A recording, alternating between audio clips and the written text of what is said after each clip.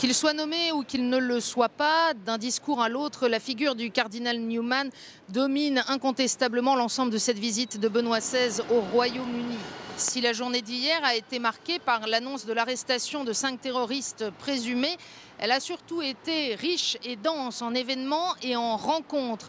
Et on gardera bien sûr en mémoire les Anglais longtemps, les images fortes de Benoît XVI s'adressant au monde politique depuis le lieu symbolique du pouvoir au Royaume-Uni, le Westminster Hall, dans un véritable plaidoyer pour la présence légitime et nécessaire de la religion dans le débat public. On gardera aussi fortement en mémoire les images de cette prière en commun avec sa grâce Rowan Williams, primat de l'anglicanisme dans Westminster Abbey, et le pape qui a rendu grâce pour l'amitié profonde qui unit les deux églises, même si les embûches demeurent sur le chemin de l'écuménisme.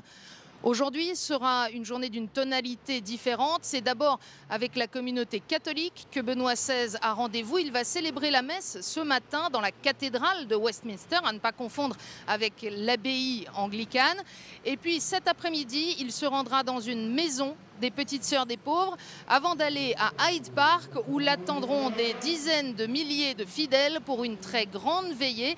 Hyde Park à Londres, c'est le lieu symbolique des très grands concerts. Il y en aura aussi ce soir, notamment avec la présence du groupe The Priests.